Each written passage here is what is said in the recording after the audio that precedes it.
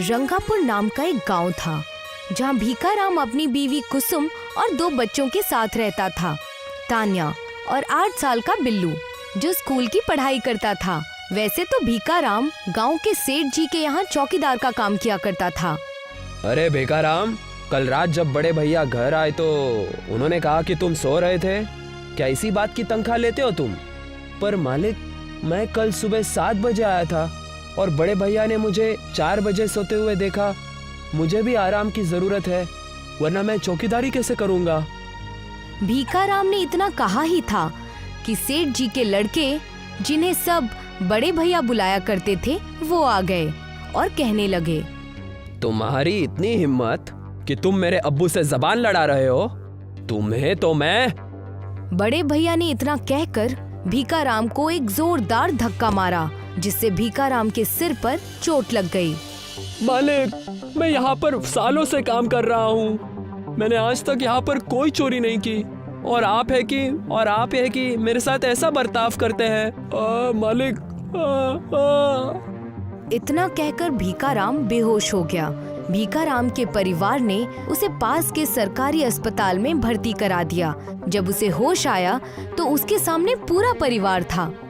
आप फिक्र मत कीजिए, मैं आपके साथ ही हूँ। हम दोनों इस चीज का हल जरूर निकालेंगे। उन्होंने आपको मारकर बहुत बड़ी गलती की है। अब रहने भी दो भाग्यवान, वो बड़े आदमी है। उन्होंने हमारा परिवार चलाया है, वो भी कई सालों तक। हमें उनसे नहीं उलझना चाहिए। तनख्वाह देते हैं, कोई मेहरबानी नहीं करते। आप दिन रात वहाँ काम करते हैं, इस वजह से आपको पैसे मिलते हैं। कुसुम और भीखाराम बात कर ही रहे थे कि वहाँ पर कंपाउंडर आया और कहने लगा, आप वहाँ जाकर पैसे जमा कर दीजिए। अब इन्हें आप ले जा सकते हैं। डॉक्टर साहब ने जो इन्हें दवाई दी है, उसकी पर्ची ये रही। हाँ, जा रहे हैं। तुम ये मत बताओ हमें, हम सारे पैसे भर देंगे। कुसुम ने तुरंत ही घर के बचे हुए पैसे अस्पताल वाले को दे दिए और अपने पति और बच्चे के साथ घर आ गई। भीखाराम को कुछ दिनों के लिए आराम करने को कहा गया था। हमारे पास बस कुछ ही दिन का राशन बचा है। मुझे इसका कोई न कोई हल निकालना होगा, वरना मुश्किलें बढ़ जाएंगी। आप फिक्र मत कीजिए, हम किसी से कुछ पैसे उधार मांग लेंगे और अपना घर तब तक चलाएंगे जब तक आप ठीक नहीं हो जाते। भीखाराम कुछ दिनों तक अपने घर पर ही रहता है और अपनी तबीयत का ख्याल रखता है। थोड़ा सा ठीक होते ही वो नौकरी ढूंढने लगता है। अब तो कोई उधार भी नहीं देता मुझे। नौकरी के अलावा मेरे पास और कोई रास्ता नहीं है।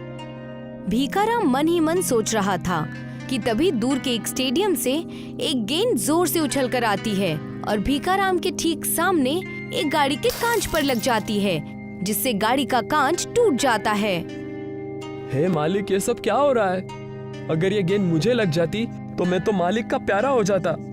उस स्टेडियम में गुस्से से चला जाता है और सभी खेलते हुए बच्चों पर चिल्लाने लगता है। ये गेंद किसने मारी? तुम बच्चों के तुम्हारे अब्बू ने कान नहीं मरोड़े, वरना तुम सब ऐसे ना होते, तमीज से रहते। भीखाराम को गुस्से में वहाँ आते देख सारे बच्चे डर के भाग जाते हैं और ये नजारा उस स्टेडियम के मालिक ब्रिजराज ने भी देख लिया और भीखाराम के पास आकर कहा, तुम कौन हो और इतने गुस्से में क्यों हो? क्या बताऊं साहब, बच्चों ने इतनी तेज बल्ले से बॉल मारी कि एक गाड़ी की कांच टूट गई। अगर वही बॉल किसी को लग जाती तो वो मालिक को प्यारा हो जाता ना।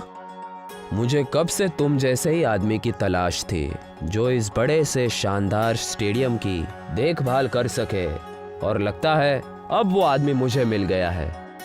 सर, मैं कुछ समझा नहीं मालिक, आप कहना क्या चाहते हैं? क्या तुम इस स्टेडियम में चौकीदारी का काम करोगे?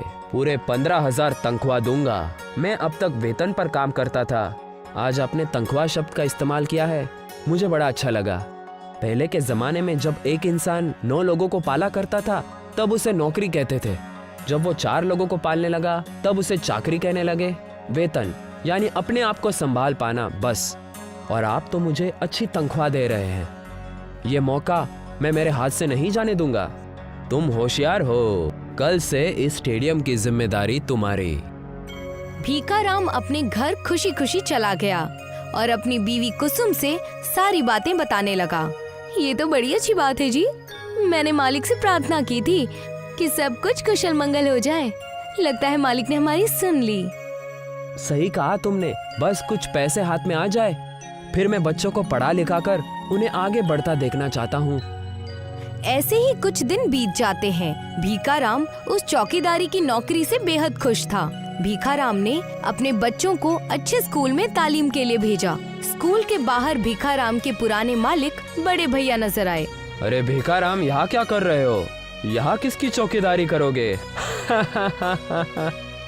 कि यहाँ अपने नाम के हिसाब से भीख मांगने आए हो? हाँ?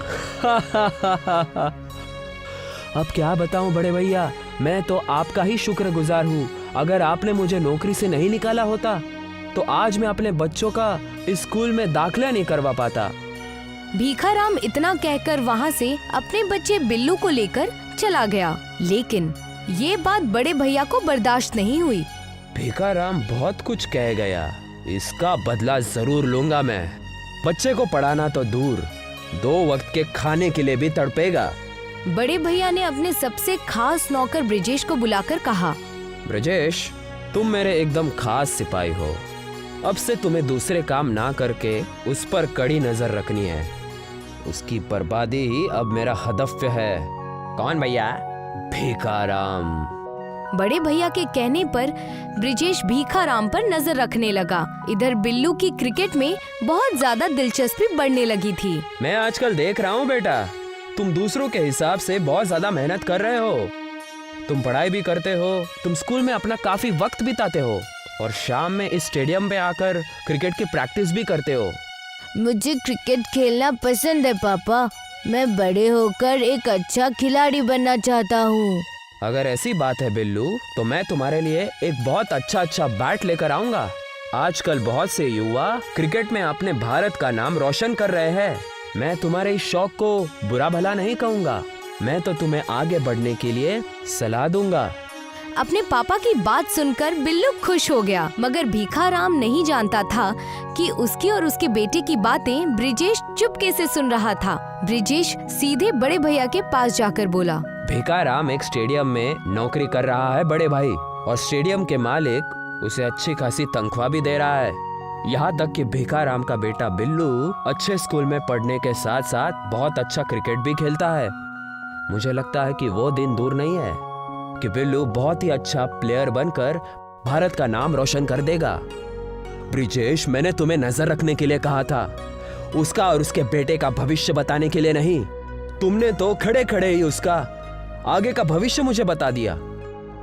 अब मैंने अपनी आंखों से जो देखा बड़े भैया, वही मैं आपको बता रहा हूं। तुमने अपनी आंखों से जो देखा, बस मुझे वही जानना था। आगे मैं भीखाराम और उसके परिवार को देख लूंगा। मैं भी देखता हूं कि उसका बेटा क्रिकेटर कैसे बनता है।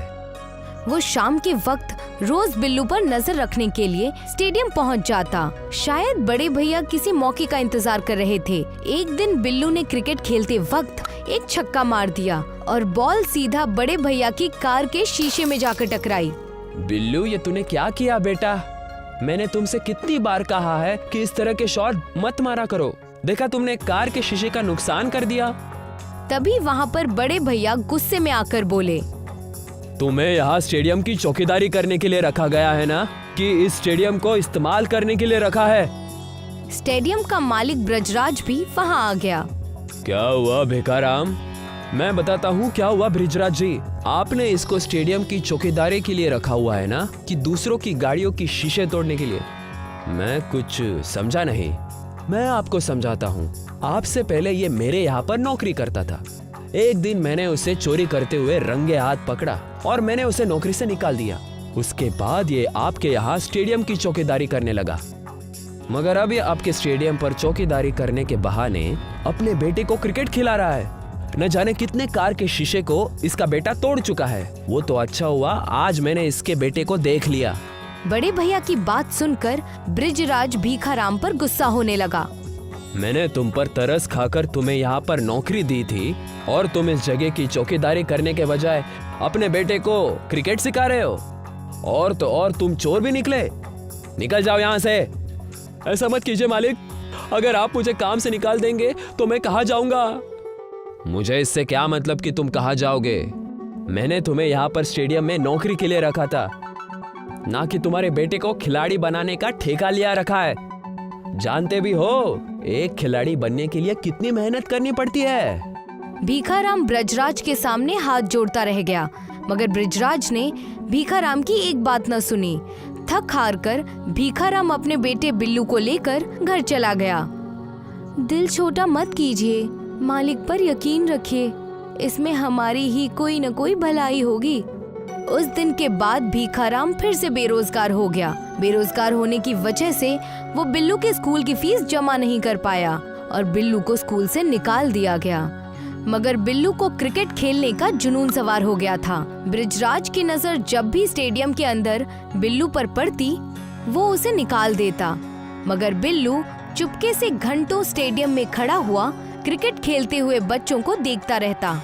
एक शाम बिल्लू स्टेडियम के पास ही खड़ा था कि तभी एक आदमी बिल्लू के पास आकर बोला, मैं काफी दिनों से देख रहा हूँ बच्चे कि तुम स्टेडियम में खेल रहे बच्चों को घंटों से देखते रह रहे हो। अगर तुम्हें खेलने का इतना ही शौक है तो तुम इनके साथ क्रिकेट क्यों नहीं खेलते? क्योंकि मेरे पापा ने बताया कि मैं गरीब हूँ और गरीबों को क्रिकेट खेलने का कोई हक नहीं है। एक बच्चे के मुंह से ऐसी बात सुनकर वो आदमी चौंक गया। तुम कौन हो? बिल्लू ने रोते हुए सारी घटना उस आदमी को बता दी। ये तो तुम्हारे साथ बहुत ही बुरा हुआ। चलो कोई बात नहीं, अगर तुम इन बच्चों के साथ क्रिकेट नहीं खेल सकते तो मेरे साथ तो खेल सकते हो ना। बिल्लू बड़ी मासूमियत से बोला, अगर मैं आपके साथ क्रिकेट खेलूंगा तो ब्रजराज मुझे स्टेडियम से बाहर नहीं निकालेंगे ना? बिल्कुल नहीं। लेकिन मेरे पास बैट नहीं है। लेकिन मेरे पास तो बैट है। इतना कहकर वो आदमी अपने कार के अंदर से बैट निकाल लाया और वो बैट पीले रंग की रोशनी से चमक रहा था। ये पीले रंग की रोशनी क्यों चमक रही है? ये सोने का बैट है बिल्लू, और ये मेरी तरफ से तुम्हारे लिए एक छोटा सा गिफ्ट है। चलो क्रिकेट खेलते हैं। इतना कहकर वो आदमी स्टेडियम के अंदर चला गया और बिल्लू के साथ क्रिकेट खेलने लगा। बिल्लू क्रिकेट बहुत अच्छा खेलता था। बच्चे, तुम एक दिन बहुत बड़े खिलाड़ी बनोगे। उस दिन के बाद बिल्लू रोज रात में स्टेडियम में चला जाता और वो आदमी मुस्कुराता हुआ स्टेडियम के बाहर ही मिलता। कई लोगों ने बिल्लू को स्टेडियम में उस आदमी के साथ क्रिकेट खेलते हुए देखा था और ये बात उड़ते उड़ते आखिरकार ब्रजराज के कानों तक पहुंच गई। रात के समय बच्चे के साथ क्रिकेट कौन खेल सकता है? मुझे जाकर देखना चाहिए। ब्रजराज अपने स्टेडियम में पहुंच गया, मगर जैसे ही उसने देखा कि उसका पूरा स्टेडियम सोने का बना हुआ था, ये देखकर ब्रजराज हैरत में पड़ गया। ब्रजराज डरता हुआ स्टेडियम के अंदर चला गया। उसने देखा कि बिल्लू एक आदमी के साथ क्रिकेट खेल रहा था। तभी उस आदमी की नजर ब्रजराज पर पड़ी।